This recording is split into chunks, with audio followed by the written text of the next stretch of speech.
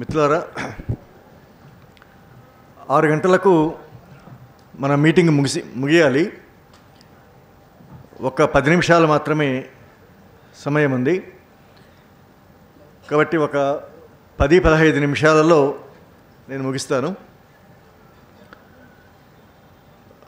మీరు గమనించి ఉంటారు,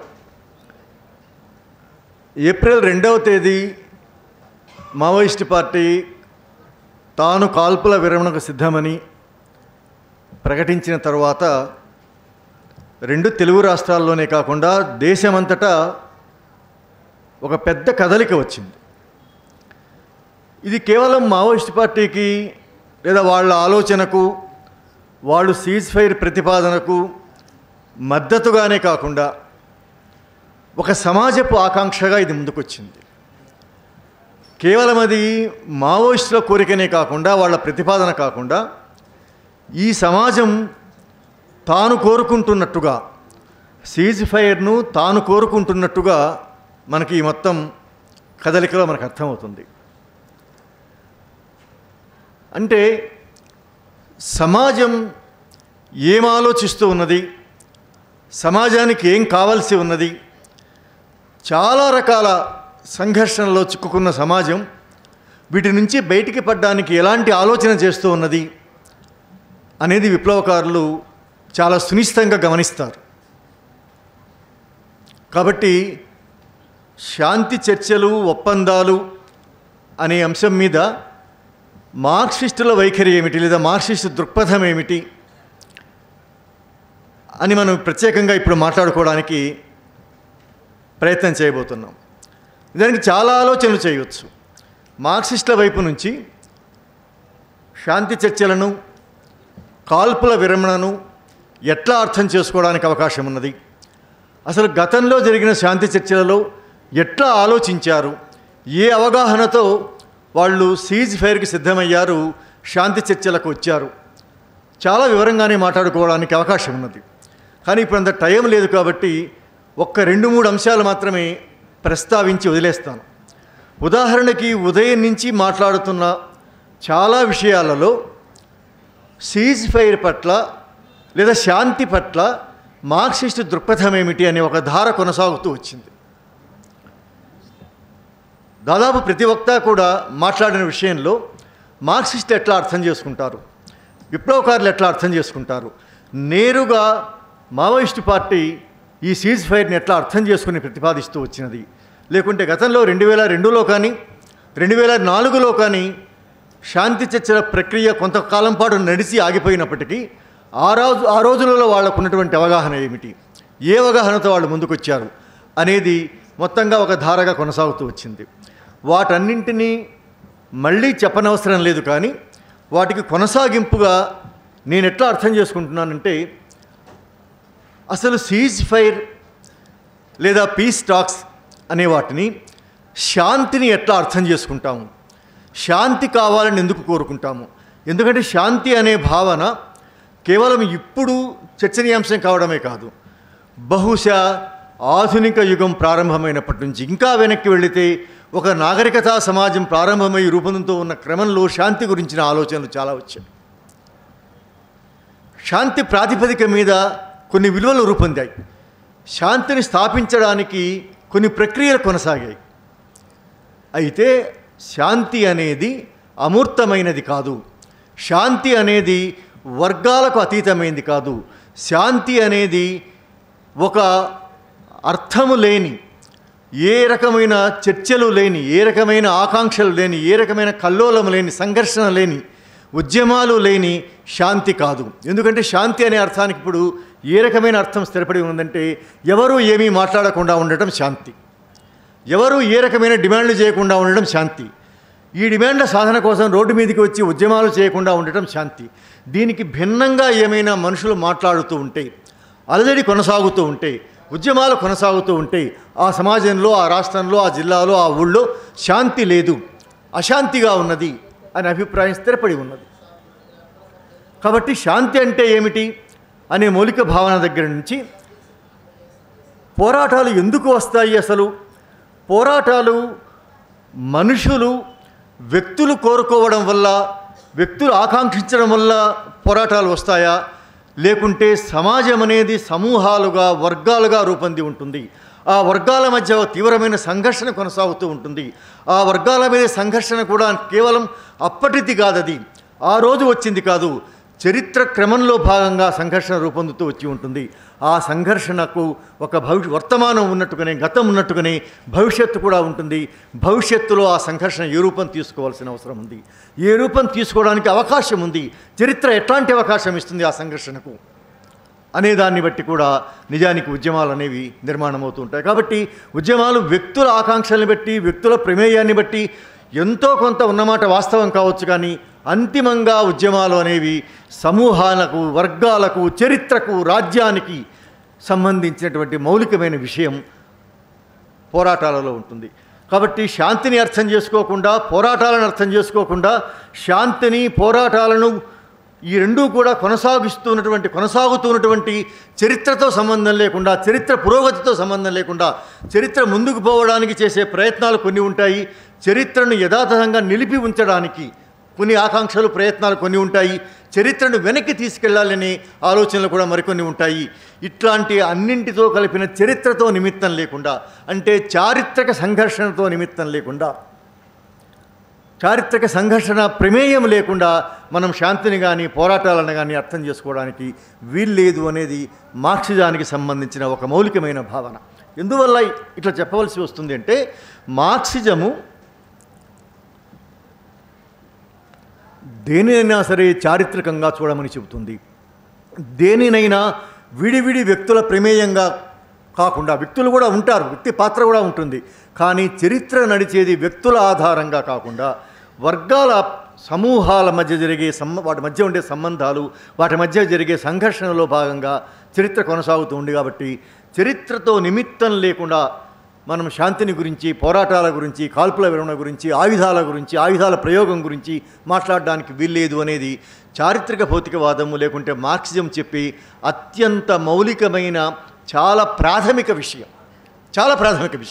ఈ ప్రాథమిక విషయం పట్ల మనకు స్పష్టత ఉంటే ఇప్పుడు నడుస్తున్న చర్చల్ని ఎట్లా అర్థం చేసుకోగలము? ఎందువల్ల అంటే, ఇప్పుడు నడుస్తున్న చర్చల గురించి దానికి మావోయిస్టులు ఏమనుకొని చర్చల ప్రతిపాదన చేశారు అనేది ఉదయం నుంచి చాలా వివరంగా చెప్తూ వచ్చారు. గత 2002 చర్చల సందర్భంలోనైనా, 2004 చర్చల సందర్భంలోనైనా, ఎప్పుడైనా సరే మావోయిస్టులు సమాజానికి కొన్ని అవసరాలు ఉంటాయి, సమాజపు సంఘర్షణని, ఎందువల్ల అంటే ప్రజాయుద్ధం ద్వారా, పీపుల్స్ వార్ ద్వారా ఈ సమాజాన్ని అభివృద్ధికరమైన మార్గంలో నడిపిస్తాము, ఒక కొత్త సమాజాన్ని నిర్మాణం చేస్తాము, ఒక కొత్త సమాజాన్ని నిర్మించి చరిత్రను ముందుకు తీసుకెళ్తాము అనేది మావోయిస్టు అవగాహన. కాబట్టి సమాజపు అవసరాలు ఏమిటి, ఆ సమాజంలో ఉండే ప్రజల అవసరాలు ఏమిటి, ఆ ప్రజలు ఎట్లా జీవిస్తూ ఉన్నారు, ఆ ప్రజల మీద రాజ్యం ఏ వైఖరితో ఉన్నది అనేది ఈ మొత్తం చర్చలకు సంబంధించిన మావోయిస్టులు అప్పుడైనా ఇప్పుడైనా ప్రతిపాదిస్తున్నటువంటి ఒక మౌలికమైన అంశం. అప్పటి చర్చలలో చాలా అంశాలు భాగమై ఉన్నాయి. అంటే అప్పుడు అంశాలలో భూమి సమస్య దగ్గర నుంచి చాలా విషయాలు అప్పట్లో భాగమై ఉన్నాయి. కానీ ఇప్పుడు చర్చల సందర్భం గత చర్చలతో పోలిస్తే అనేక పోలికలు, తేడాల ప్రస్తావన ఇంతవరకు వచ్చింది. వీటికి కొనసాగింపుగా ఒక విషయం చెప్తాను. అప్పటికి ఇప్పటికీ ఒక ముఖ్యమైన తేడా ఏమిటంటే, ఉన్న తేడాలకు తోడు మరొక ముఖ్యమైన తేడా ఏమిటంటే, అప్పుడు కేవలం బూటకపు ఎన్కౌంటర్లు మాత్రమే ఉండేవి. అప్పుడు కేవలం ఆయా రాష్ట్రాల పోలీసు బలగాలు, గ్రేహౌండ్స్ బలగాలు మాత్రమే ప్రజల మీద, విప్లవకారుల మీద, పోరాట ప్రజల మీద దాడి చేస్తూ వచ్చేవి. ఇప్పుడు అది ముదిరి కరెక్ట్గా 20 ఏళ్ల కాలంలో, అందుకే శాంతి చర్చలకు 20 ఏళ్ళైన ఈ సందర్భంలో మనం మాట్లాడుకుంటున్నాం. కాబట్టి అప్పటికి ఇప్పటికీ ఉన్నటువంటి ఒక ముఖ్యమైన తేడా ఏమిటంటే, ఇప్పుడు ఇది రాష్ట్రాల పరిధిలోని విషయం కాదు, ఇది కేవలం సాధారణ పోలీస్ వ్యవస్థకు సంబంధించిన విషయం కాదు, ఇది ఎన్కౌంటర్లకో, బూటకపు ఎన్కౌంటర్లకో సంబంధించిన విషయం కాదు. మొత్తంగా భారత ప్రజల మీద కార్పొరేట్ల ప్రయోజనాల కోసం, ఈ దేశాన్ని కార్పొరేట్ ఇండియాగా మార్చడం కోసం, ఈ దేశాన్ని ఒక సనాతన హిందుత్వ రాష్ట్రంగా మార్చడం కోసం కేంద్ర ప్రభుత్వం రాష్ట్రాల ప్రభుత్వాలతో కలిసి మూకుమ్మడిగా చేస్తున్న ఒక అంతర్యుద్ధ వాతావరణంలో ఈరోజు మనం శాంతి చర్చల గురించి, కాల్పుల విరమణ గురించి మనం మాట్లాడుకుంటూ ఉన్నాం. అది అప్పటికి ఇప్పటికి సంబంధించిన అతి ముఖ్యమైన తేడా. అంటే ఫాసిస్టులు రాజ్యాధికారంలోకి వచ్చి ఈ సమాజాన్ని ఫాసిస్టీకరించడమే కాకుండా, హైందవీకరించడం మాత్రమే కాకుండా, ఈ దేశానికి మొత్తానికి ఏ వ్యవస్థకైనా సరే మౌలికమైన ఆర్థిక రంగాన్ని కార్పొరేటైజ్ చేయడానికి, వేగవంతంగా చేయడానికి గత ప్రభుత్వాలు చేసిన దానికంటే అత్యంత వేగంగా, నిర్దాక్షిణ్యంగా, అమానవీయంగా ఈ దేశ ఆర్థిక వ్యవస్థను కార్పొరేటీకరించి హింసాత్మకంగా సమాజాన్ని మార్చి దానికి ఊతంగా సనాతన హిందుత్వ బ్రాహ్మణీయ భావజాలాన్ని దానికి ఊతంగా తీసుకొచ్చినటువంటి ఒక ప్రత్యేకమైన అంతర్యుద్ధ వాతావరణంలో ఈరోజు మావోయిస్టు పార్టీ ఈ అంతర్యుద్ధాన్ని దృష్టిలో పెట్టుకొని, ఈ అంతర్యుద్ధం వల్ల పాలక వర్గాలు కార్పొరేట్ల ప్రయోజనాల కోసం, హిందుత్వ శక్తుల ప్రయోజనాల కోసం సాధారణ ప్రజలందరి మీద చేస్తున్న యుద్ధం ఏదైతే ఉందో ఈ యుద్ధాన్ని నిలువరించడం కోసం, మామూలుగా కమ్యూనిస్టులు మనం పాత చరిత్ర మనం చూస్తాం, యుద్ధాలు వచ్చాయంటే ఆ యుద్ధాలను అంతర్యుద్ధాలుగా మార్చి విప్లవాలుగా విజయవంతం చేయాలి అని ప్రముఖమైన లెనినిస్ట్ అవగాహన ఏదైతే ఉందో, చాలా ప్రత్యేకమైన చారిత్రక సందర్భంలో 21వ శతాబ్దంలో జరుగుతున్న మావోయిస్టు ఉద్యమం ఏదైతే ఉందో, ఈ 21వ శతాబ్దపు మావోయిస్టు ఉద్యమంలోని ఈ 10 ఏళ్ల కాలం ఎట్లాంటిది అంటే ఒక అంతర్యుద్ధం కొనసాగుతూ ఈ దేశ ప్రజల మీద, ఈ దేశంలో ఓట్ల ద్వారా, రాజ్యాంగం ద్వారా చట్టబద్ధ పాలన కొనసాగిస్తామని అధికారంలోకి వచ్చినటువంటి పాలక వర్గాలు ఎంత మాత్రమూ మేము ప్రజలకు సంబంధించిన వాళ్ళం కాదు, ప్రజల ఓట్లతో మేము అధికారంలోకి వచ్చిన వాళ్ళం కాదు, కార్పొరేట్ల ప్రయోజనాల కోసం మేము అధికారంలోకి వచ్చాము, వాళ్ళు మమ్మల్ని ముందుండి వెనక ఉండి నడిపిస్తే మేము నడుస్తున్న వాళ్ళం, వాళ్ళ ప్రయోజనాలు తీర్చడం మాత్రమే మా ఏకైక కర్తవ్యం అని 60 ఏళ్లుగా 70 ఏళ్లుగా రాజ్యాంగం చుట్టూ ఉండే అన్ని రకాల ముసుగులని, అన్ని రకాల మేలి ముసుగులను తొలగించి ఒక కార్పొరేట్ యుద్ధాన్ని ప్రజల మీద రుద్దిన ఈ సందర్భంలో అమానుషమైన హింసాకాండ కొనసాగుతున్నది. కాబట్టి ఆ హింసాకాండని ఆపడం కోసం, ఆ హింసాకాండలో సాధారణ ప్రజల ప్రాణాలను కాపాడటం కోసం, సాధారణ ప్రజలు చనిపోకుండా వాళ్లకు జీవించే హక్కు ఉండడం కోసం విప్లవోద్యమం శాంతి చర్చల ప్రతిపాదన చేసింది. చాలా మౌలికమైనటువంటి తేడా ఒకటి ఉన్నది. ఈ మౌలికమైన తేడానే మార్క్సిస్ట్ ప్రాపంచిక దృక్పథం. ఎందువల్ల అంటే గత ఏడాది జనవరి 1 నుంచి కగారు మొదలైన సందర్భం నుంచి చాలా సందర్భాలలో మావోయిస్టులు ఇచ్చినటువంటి గ్రౌండ్ డేటా ఏమిటంటే, నిజానికి మావోయిస్టు ఉద్యమం ఎంత ప్రత్యేకమైన సందర్భంలో నడుస్తూ ఉన్నది అంటే దండకారణ్యంలో వాళ్ళే పాత్రికేయ వృత్తి చేయవలసిన పరిస్థితి ఏర్పడింది. అక్కడ ఏమి జరుగుతుందో మనకెవరికి ఏమి తెలియదు, ఏ పత్రికలు వెళ్ళడానికి లేదు, ఎవరు వెళ్ళడానికి లేదు, వాళ్ళే గ్రామాలలో ఏం జరుగుతున్నది అని రోజుల వారి ఏ రోజు ఏమి జరిగింది, ఏ ఘటన ఎట్లా జరిగింది, ఏ ఘటన జరగడానికి కారణాలు ఏమిటి, ఏ ఘటనలో ఎవరు చనిపోయారు అని అక్కడ గ్రౌండ్ రిపోర్ట్ ఇస్తూ ఒక పాత్రికేయ వృత్తిని కూడా అది కొనసాగిస్తున్న ప్రత్యేక సందర్భంలో ఈ ఏడాదిన్నర పాటు ఏ సందర్భాలలో మావోయిస్టు క్యాడర్ చనిపోయింది, మావోయిస్టు అగ్రనాయకుల దగ్గర నుంచి సాధారణ కార్యకర్తల వరకు ఏ ఘటనలలో మావోయిస్టులు చనిపోయారు, ఆ ఘటనల్లో సాధారణ ఆదివాసులు వాళ్ళని ఎట్లాగా హత్య చేసింది ప్రభుత్వం అనే విషయం చెప్తూ వచ్చారు.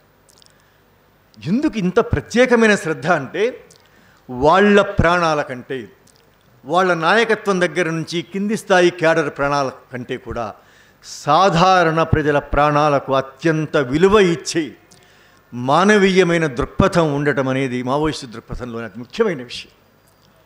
కాబట్టి వాళ్ళ ప్రాణాలు కాపాడవలసిన అవసరం ఉంది. కేవలం తమ ప్రాణాలు కాపాడుకోవడం కాదు. ఎందుకంటే ఇప్పుడు మాట్లాడుతున్న వాళ్ళు చాలామంది ఉన్నారు. బహుశా సైన్యం చుట్టుముట్టింది కాబట్టి, చాలామందిని చంపివేస్తున్నారు కాబట్టి, అగ్రనాయకులను కూడా చాలామందిని చంపివేస్తున్నారు కాబట్టి వాళ్ళ ప్రాణాలు వాళ్ళను కాపాడుకోవడం కోసం, తమను తాము కాపాడుకోవడం కోసం కాల్పుల విరమణకు సిద్ధమయ్యారు అని మాట్లాడుతున్నటువంటి పెద్దలు చాలామంది ఉన్నారు. వాళ్ళందరికీ మనం చెప్పవలసి ఉన్నది, వాళ్ళ ప్రాణాలు కాపాడుకోవడం కోసం సీజ్ ఫైర్ ప్రతిపాదన చేయలేదు. వాళ్ళు చాలా స్పష్టంగా చెప్పారు, దేశంలో రాజ్యాంగానికి అతీతంగా, రాజ్యాంగ విలువలను ఖాతరు చేయకుండా ఈ దేశంలో రాజ్యమే ప్రజల మీద యుద్ధం చేస్తున్న అంతర్యుద్ధ వాతావరణంలో దీన్ని నిలువరించడం కోసం, సాధారణ ప్రజల ప్రాణాలు కాపాడడం కోసం మేము సీజ్ ఫైర్కి సిద్ధమవుతున్నామని వాళ్ళు స్పష్టంగా చెప్పారు. ఇది మార్క్సిజంలోని లేదా మావోయిజంలోని అత్యంత మౌలికమైన మానవీయ భావన. విప్లవంలో ఎంత మానవీయ విలువలు ఉంటాయో ఆ విప్లవాన్ని సాధించే క్రమంలో పాలక వర్గాలు అత్యంత దుర్మార్గమైన యుద్ధానికి, అంతర్యుద్ధానికి పాల్పడ్డప్పుడు సాధారణ ప్రజల ప్రాణాలు కాపాడటం అనేది విప్లవకారులకు అతి తక్షణ కర్తవ్యంగా ఒకటి ముందుకొచ్చుంటుంది. అందుకే వాళ్ళు శాంతి చర్చలకు సిద్ధమయ్యారు. మీరందరూ గమనించి ఉంటారు. దీనికి నేపథ్యం కూడా ఉన్నది. చాలామంది ఏమంటున్నారంటే ఇప్పుడు శాంతి చర్చలు ఇప్పటికిప్పుడు హడావుడిగా రంగం మీదకి వచ్చాయని అంటూ ఉన్నారు. దానికి హడావుడిగా రాలేదు. ఈ హడావుడిగా రాలేదు. నిజానికి మనం చేయవలసిన పనులు చాలా ఉన్నప్పటికీ కొద్దిమంది మేధావులు ఏం మాట్లాడుతున్నారంటే ఏమాత్రము సిద్ధం కాకుండా కేవలం పీస్ డైలాగ్ కమిటీ ప్రతిపాదించినందువల్ల మావోయిస్ట్ పార్టీ సీజ్ ఫైర్కి సిద్ధమైంది అన్నవాళ్ళు కూడా ఉన్నారు. కానీ వాస్తవానికి గత ఏడాది 2023 డిసెంబర్ మొదటి వారంలో ఎన్నికలు జరిగాయి ఛత్తీస్గఢ్ రాష్ట్రంలో శాసనసభకు. రెండవ వారంలో ఫలితాలు వచ్చాయి. మూడవ వారంలో బీజేపీ ప్రభుత్వం అధికారంలోకి వచ్చాక ప్రభుత్వమే చాలా స్పష్టంగా తానే శాంతి చర్చలకు ప్రతిపాదన చేసింది. ఛత్తీస్గఢ్ ప్రభుత్వం తానే మావోయిస్టుల ముందు పీస్ టాక్స్కి సంబంధించిన ప్రతిపాదన పెట్టింది. అప్పుడు మావోయిస్టులు వెంటనే స్పందించారు. వాళ్ళు షరతులు కాదు కానీ నిజానికి చర్చలకు సంబంధించిన సానుకూల వాతావరణం కోసం 1-2 అంశాలు మాత్రమే ప్రస్తావించారు. మొట్టమొదటి అంశం ఏమిటంటే ఛత్తీస్గఢ్లో చాలా లక్షల సైనిక బలగాలను మోహరించారు. కాబట్టి మీ సైనిక బలగాలు ప్రజల మీద పడి విచక్షణారహితంగా చంపివేస్తున్నారు. కాబట్టి మీ సైనిక బలగాలను మీరు బ్యారక్స్లో ఉంచుకోండి. మొదటి పని అది. బహుశా ఈ ఒక్కటే ప్రధానంగా చెప్పారు. రెండవది కొత్త పోలీస్ క్యాంపులు పెట్టవద్దు. ఒక రకంగా దాంట్లో భాగమే అది కూడా. ఈ రెండు ఒకటే. అసలు ఒకే ఒక్క డిమాండ్ పెట్టి ఒకే ఒక్క ప్రతిపాదన ముందు పెట్టారు. షరతు కూడా కాదది, ప్రజల వైపు నుంచి పెట్టారు. దానికి ప్రభుత్వం ఎట్లా స్పందించిందో మీరు గమనించి ఉంటారు. ప్రభుత్వం ఎట్లా స్పందించిందంటే చర్చలకు సానుకూల వాతావరణం ప్రభుత్వం ఎట్లా ఉంటుందని అభిప్రాయపడిందంటే మావోయిస్టులు కానీ ఆదివాసులు కానీ మేము చేపట్టిన కార్పొరేట్ తరహా అభివృద్ధి కార్యక్రమాలకు మీరు ఆటంకం కలిగించవద్దు. అంటే మేము రోడ్లు వేసుకుంటాము, మీరు ఆటంకం చేయవద్దు. మేము వంతెనలు కడతాము, మీరు అడ్డుకోవద్దు. మేము గనులు తవ్వుకొని పోతాము, మీరు ఆటంకపరచవద్దు. ఇది శాంతి చర్చలకు ప్రభుత్వం పెట్టినటువంటి ప్రతిపాదన. చాలా స్పష్టంగా మావోయిస్టులు ప్రజల వైపు నుంచి ప్రతిపాదన పెట్టారు. ప్రజల్ని చంపకండి అనేసి ప్రభుత్వం చాలా స్పష్టంగా కార్పొరేట్లను అడ్డుకోకండి అని చెప్పింది. ఇది రెండు పక్షాల మధ్య ఉన్నటువంటి వర్గ దృక్పథానికి సంబంధించిన విషయం. ప్రభుత్వం చాలా నిస్సిగ్గుగా బాహాటంగా నేను కార్పొరేటీకరణ వైపున ఉన్నాను కాబట్టి నేను సైనికీకరిస్తాను, దాన్ని మీరు అడ్డుకోవడానికి వీల్లేదని వాళ్ళు చెప్పారు. వీళ్ళు ప్రజల వైపు నుంచి చెప్పారు. అంటే శాంతి చర్చలలో కాల్పుల విరమణలో వర్గ దృక్పథం కూడా ఉంటుంది.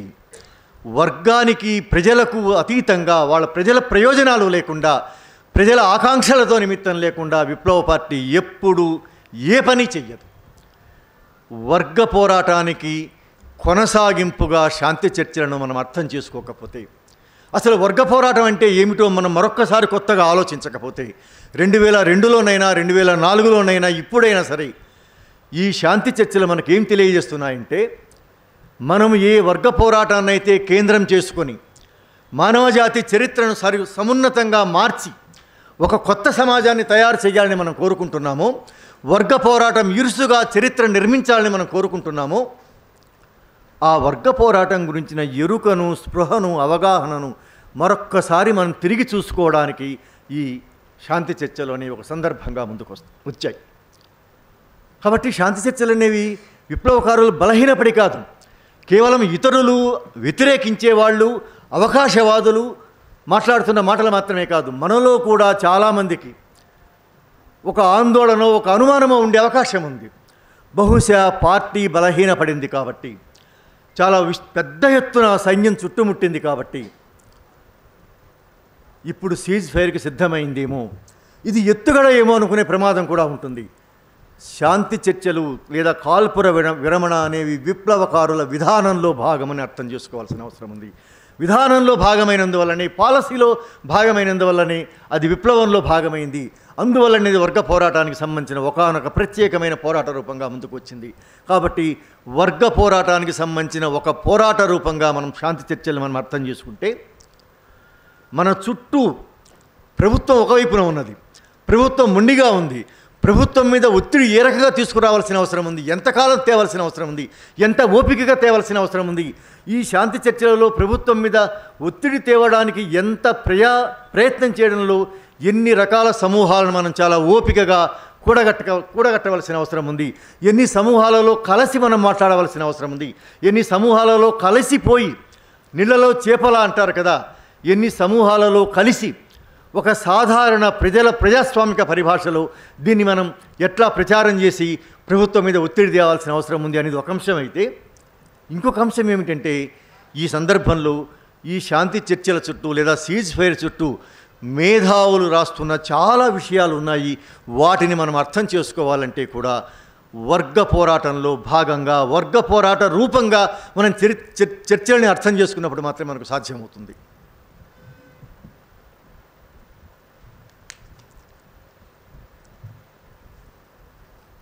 ఎందుకు వర్గ పోరాటంలో భాగంగా అర్థం చేసుకోవాలి అంటే, మామూలుగా చాలామంది అంటూ ఉంటారు మావోయిస్టుల గురించి, తుపాకుల పని తప్ప మరే పని లేదు అనేసి. తుపాకులతో తప్ప మరి ఏ ప్రజాస్వామిక పోరాటాలు, ఏ ప్రజా ఆందోళనలు నిర్మించలేరని సాయుధ పోరాట పంథాలో సాధ్యం కాదని చాలామంది అంటూ ఉంటారు. ఈ మాటను మనం తిరగేసి చెప్పాల్సిన అవసరం ఉంది. అది వర్గ పోరాట దృక్పథం కాబట్టి, అది దీర్ఘకాలిక ప్రజాయుద్ధం కాబట్టి, దీర్ఘకాలిక ప్రజాయుద్ధంలో భాగంగా, వర్గ పోరాటంలో భాగంగా అనేక రకాల ప్రజా పోరాట రూపాలు ఉంటాయి. చర్చలు అనేవి ప్రజా పోరాట రూపాలకు సంబంధించిన విషయం. ఇది చర్చలు అనేవి కేవలం పని మానేసి, పోరాటం మానేసేసి కేవలం కూర్చొని మాట్లాడుకునే విషయం కాదది. అది పండితుల బాతాఖాని కాదది, పండితుల చర్చలు కావవి. చర్చలు అనేవి ఒక వర్గ పోరాట రూపంగా, ఒక పోరాట రూపంగా మనం అర్థం చేసుకున్నప్పుడు అవి ప్రజలకు ఎంత అత్యవసరమైనవి అవుతాయి. ప్రజలకు అవసరం కాబట్టి ప్రభుత్వం మీద ఎట్లాగ ఒత్తిడి తీసుకురావాల్సిన అవసరం ఉంది. ప్రభుత్వం మీద ఒత్తిడి తీసుకురావాలి అంటే మనం ఎంత పెద్ద ఎత్తున పని చేయాల్సిన అవసరం ఉంది అనేది మనకు అర్థమవుతుంది. కాబట్టి వర్గ పోరాటం ఎన్నెన్ని దశలలో, ఎన్నెన్ని రూపాలుగా ఉంటుంది. నిజానికి వర్గయుద్ధం వేగవంతమయ్యే క్రమంలో, వర్గయుద్ధం ఒక దశ నుంచి మరొక దశలోకి పరివర్తన పొందే క్రమంలో, మారే క్రమంలో కొత్త పోరాట రూపాలు వస్తాయి. ఈ కొత్త పోరాట రూపాలలో ఒకటి శాంతి చర్చలు అని మనం అర్థం చేసుకుంటే అప్పుడు తప్పనిసరిగా దాని మీద మనకు ఉండవలసినటువంటి స్ట్రెస్ అంతా మనకు అర్థమవుతుంది. కాబట్టి సమాజాన్ని మనం అర్థం చేసుకోవడం, నిజంగా మార్క్సిస్ట్ దృక్పథం అంటే, మౌలికంగా మార్క్సిస్ట్ దృక్పథం ఏంటి శాంతి చర్చల మీద అని అంటే, ఇంకొక అంశాన్ని మనం చెప్పవచ్చు. అసలు ఈ సమాజాన్ని మనం ఎలా అర్థం చేసుకుంటాము, ఈ సమాజంలో ఉన్నటువంటి ఈ సంఘర్షణని, సంబంధాలని మనం ఎట్లాగా అర్థం చేసుకుంటాము. ఈ సంబంధాలని అర్థం చేసుకోవడంలో ఉదారవాద మేధావుల కంటే, ఇతర ప్రజాస్వామికవాదుల కంటే వర్గ దృక్పథము, విప్లవాత్మక దృక్పథం ఉండేవాళ్ళు ఈ సామాజిక సంబంధాలను, ఈ సంఘర్షణను ఎట్లా అర్థం చేసుకుంటారని ఒక ప్రత్యేకమైనటువంటి ఒక అంశం కాబట్టి, మౌలికంగా భిన్నంగా ఉంటుంది కాబట్టి, దానికి తగినట్టుగా మనం ఈ శాంతి చర్చలను ముందుకు తీసుకుపోవాల్సిన అవసరం ఉంది. శాంతి చర్చల ప్రతిపాదన నిజానికి ఇంకొక అభిప్రాయం ఏముంది అంటే, వర్గ పోరాటం అనే పేరుతో ఒక తీవ్రమైన, ఒక మిలిటెంట్ పోరాట రూపాన్ని చేపట్టడం వల్ల సమాజంలో ఏ ప్రజాస్వామిక ఉద్యమాలకు చోటు లేకుండా పోయింది, ముఖ్యంగా తెలుగు సమాజాలలో చోటు లేకుండా పోయింది అనే అభిప్రాయం కూడా ఒకటి ఉంది. కానీ మనం చెప్పవలసింది ఏమిటంటే, వర్గ పోరాటానికి అత్యున్నత రూపమైనటువంటి సాయుధ పోరాటాన్ని కొనసాగిస్తూనే సాయుధ పోరాటంతో ఏమాత్రము విభేదం లేని సాయుధ పోరాటం ప్రధానంగా ఉండే దీర్ఘకాలిక ప్రజాయుద్ధంలో అంతర్భాగంగా ఒక ప్రజాస్వామిక పోరాట రూపంగా శాంతి చర్చలు కూడా ఉంటాయి.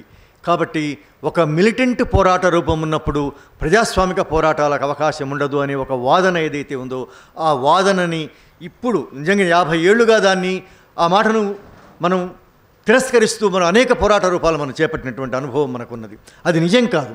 కానీ ఇప్పుడు తిరిగి మళ్ళీ మరొకసారి కొత్తగా మనం చేయవలసింది ఏమిటంటే సాయుధ పోరాట రూపాన్ని కొనసాగిస్తూనే అందులో భాగంగా శాంతి చర్చలను కూడా ఎట్లాగా కొనసాగిస్తాం అంటే సాధారణ ప్రజలందరూ మాట్లాడగలిగే ప్రజలందరూ భాగం కాగలిగే. అందుకే నేను ఆరంభంలో చెప్పాను ఏప్రిల్ 2వ తేదీ నుంచి ఈ రోజు వరకు దేశవ్యాప్తంగా వచ్చినటువంటి ఈ మార్పుని ఒక ప్రత్యేక రాజకీయ వాతావరణాన్ని మనం గమనించామంటే గత 10 ఏళ్ల కాలంలో ఇట్లాంటి వాతావరణం లేదు. దానికి భిన్నంగా నిజానికి ఈ 2 నెలలు మనం చూస్తూ ఉన్నాం. కాబట్టి మావోయిస్ట్ పార్టీ 6 నెలల పాటు నేను సీజ్ ఫైర్కి సిద్ధము అని చెప్పింది.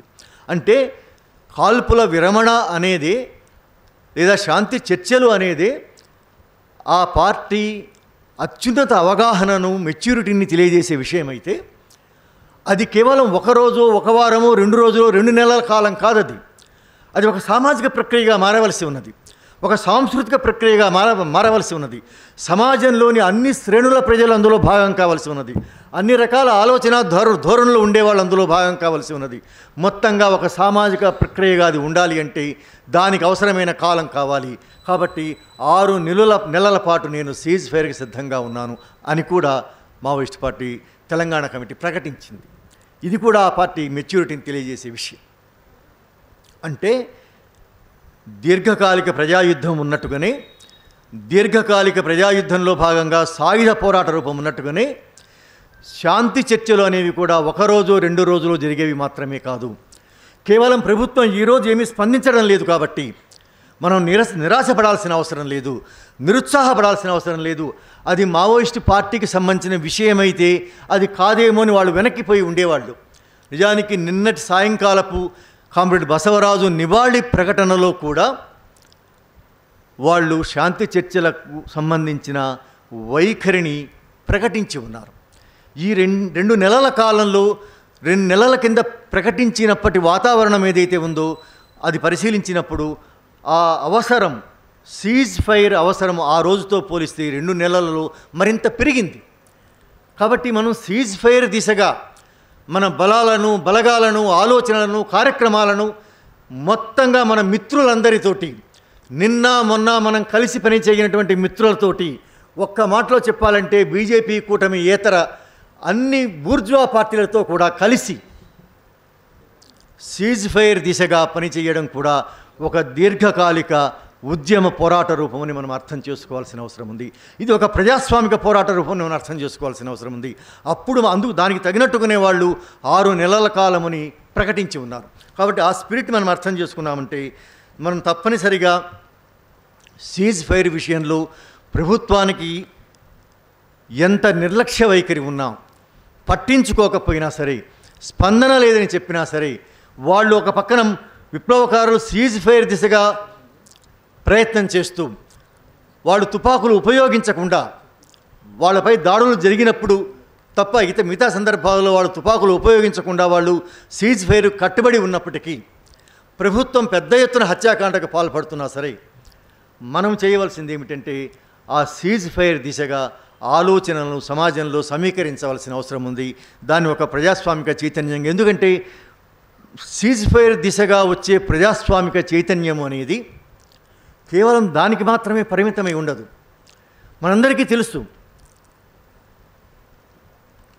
ఒక పోరాట రూపం విషయంలో ఒక సందర్భంలో ఒక రాజకీయ సందర్భంలో ప్రజలు ఆలోచించారంటే, ప్రజలు తమ గురించి తాము ఆలోచించగలిగారంటే, ప్రజలు సామూహికంగా ఆలోచించగలిగారంటే ఆ చైతన్యము అనేది అనేక ప్రజా పోరాటాలలోకి ఆధార ప్రవహిస్తూ ఉంటుంది, విస్తరిస్తూ ఉంటుంది, అది కొనసాగుతూ ఉంటుంది, వేర్వేరు రూపాలలో కొనసాగుతూ ఉంటుంది.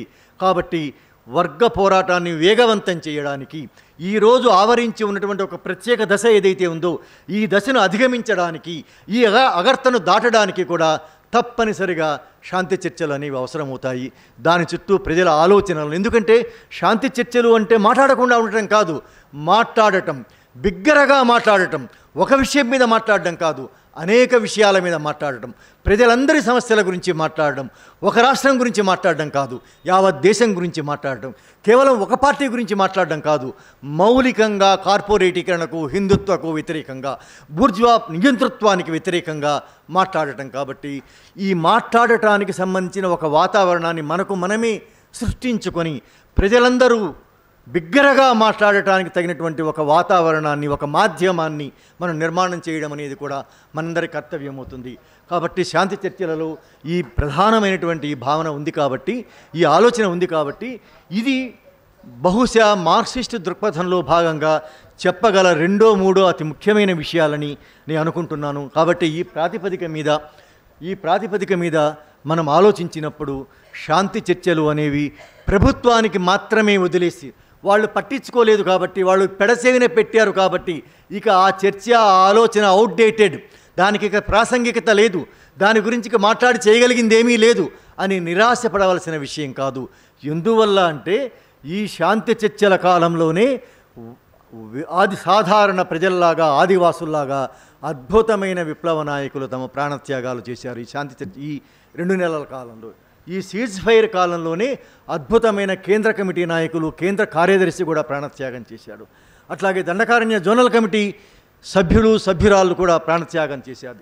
సాధారణ ప్రజలు, మిలీషియా ప్రజలు, ప్రజా గెరిల్లా సైన్యం ప్రజలు చాలామంది ప్రాణత్యాగాలు చేశారు. ఈ ప్రాణత్యాగాలు, ఈ నెత్తురు, ఈ హింస, విప్లవోద్యమం మీద, సమాజం మీద కోరుకుంటున్న ఈ హింస ఏదైతే ఉందో, ఈ హింస ఈరోజు ఒక శాంతిని కోరుకుంటూ ఉన్నది, ఒక అర్థవంతమైన శాంతిని కోరుకుంటున్నది, వర్గ పోరాట స్ఫూర్తిలో భాగంగా శాంతిని కోరుకుంటున్నది. వర్గ పోరాటంలో భాగమైన సాయుధ పోరాటాన్ని సమున్నతంగా కొనసాగిస్తూనే, ఎంత మాత్రము సందేహాలు అక్కర్లేకుండా సాయుధ పోరాటాన్ని సమున్నతంగా, ఉద్ధృతంగా ఒక దశలో నుంచి మరొక దశలోకి కొనసాగించడంలో భాగంగా, సాయుధ ఉద్యమంలో భాగంగానే కాల్పుల విరమణ ప్రతిపాదన కూడా పార్టీ పెట్టింది. కాబట్టి దాన్ని సమాజమంతటా వ్యాపింపజేసి, ప్రభుత్వాలు విన్నా వినకపోయినా సరే సమాజమంతా వ్యాపింపజేసి, రేపొద్దున విప్లవంలో భాగం కావాల్సిన ప్రజలందరి దగ్గరికి దాన్ని తీసుకెళ్ళి, రేపొద్దున విప్లవంలో భాగం కావాల్సిన యువతరం దగ్గరికి దాన్ని అందరినీ తీసుకెళ్ళి, రేపొద్దున విప్లవాన్ని ప్రేమించగల మేధావులందరినీ సమీకరించగల ఒక సాధారణ వర్గ పోరాట అంశంగా మనం కాల్పుల విరమణ అంశాన్ని సమాజం ముందుకు తీసుకెళ్ళి, దాన్ని కేంద్రంగా వర్గ పోరాటాన్ని వేగవంతం చేయడం కోసం కాల్పుల విరమణ అనే అంశాన్ని సమాజంలో తీసుకెళ్ళి ప్రభుత్వం మీద ఒత్తిడి తేవాలని కోరుకుంటూ ముగిస్తున్నాను.